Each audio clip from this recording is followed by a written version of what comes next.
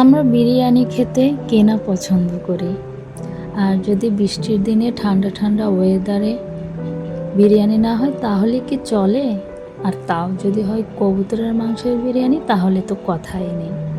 Hello viewers, আসসালামু আলাইকুম। কেমন আছেন সবাই? আশা করি ভালো আছেন। আমি আরও একটি সুন্দর একটা ভিডিও নিয়ে হাজির হয়েছি। সেটা হচ্ছে কবুতরের মাংসের বিরিয়ানি। তাহলে সবাই সাথেই থাকুন আর রেসিপিটা দেখুন।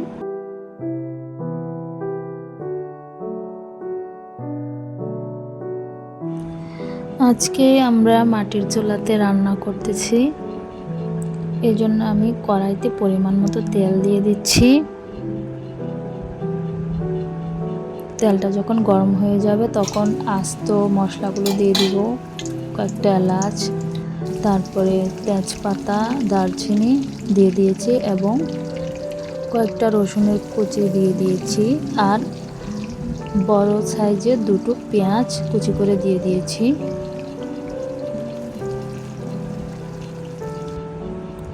এখন এগুলো ভাজা ভাজা করবো, একটু বাদামি টাইপের করে ফেলবো। 1 টেবিল চামচ পরিমাণের আদা রসুন দিয়ে দিয়েছি। 1 চা চামচ পরিমাণের লাল গুঁড়ো মরিচের গুঁড়া দিয়ে দিয়েছি এবং হলুদের গুঁড়া দিয়ে দিয়েছি 1 চা চামচ পরিমাণ। ধনে গুঁড়া আর জিরা গুঁড়া দিয়ে দিয়েছি 2 চা চামচ। এখন ভালোভাবে কষাতে থাকবো সবগুলো একসঙ্গে মিশিয়ে। এখন স্বাদ মতো লবণ দিয়ে দিলাম।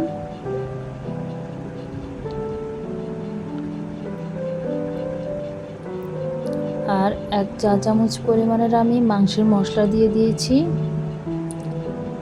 এখানে আমি কবুতরগুলো পিস পিস করে নিয়েছি।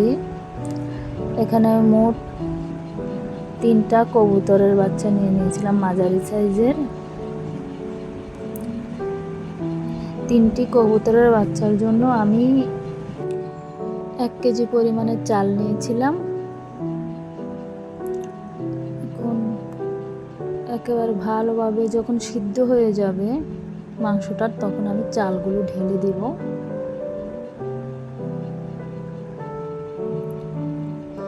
এখন ভালোভাবে মিক্স করে নিব চালগুলো। আমি কিন্তু চালগুলো হাফ সিদ্ধ করিনি। বেশিরভাগ ক্ষেত্রে দেখা যায় যে বিরিয়ানি করার সময় চালটা আগে হাফ সিদ্ধ করে নেয়, আমি কিন্তু তা করিনি। আমি কাঁচা চালটাই দিয়েছি। ভালোভাবে কষিয়ে একদম ভাজা ভাজা যখন হয়ে যাবে, পানি শুকিয়ে যাবে, দেখুন ঠিক এরকম যখন হয়ে যাবে তখন আমরা পরিমাণ মতো পানি দিয়ে দিব। আমি যেহেতু এখানে আতপ চালের চাল দিয়ে বিরিয়ানিটি করছি, এই জন্য পানির পরিমাণটা একটু কমই লাগবে। চালের আন্দাজ বুঝে পানি দিতে হবে। দেখুন আমি কীরকমভাবে পানিটা দিয়েছি, মানে চালটা উপরে ভাসা ভাসা অবস্থায় পানিটা দিয়েছি আমি। আর কয়েক টুকরা চেরা কাঁচামরিচ দিয়ে দিয়েছি। এখন ভালোভাবে ফুটাতে থাকবো।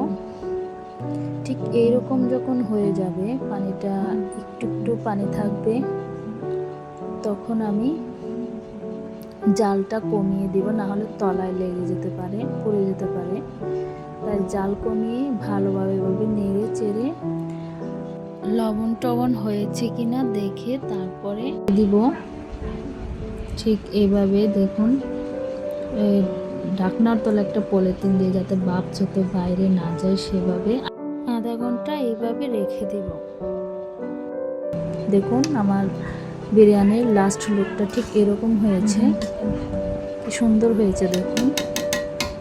এখন আমি সার্ভ করব। দেখুন দেখতে অসাধারণ হয়েছে। আপনারা বাসায় এভাবে ট্রাই করতে পারেন।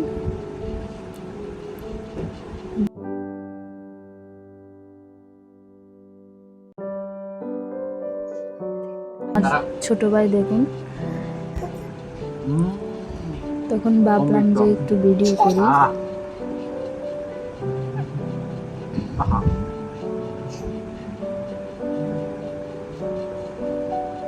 ये खावा की लेग पीस है।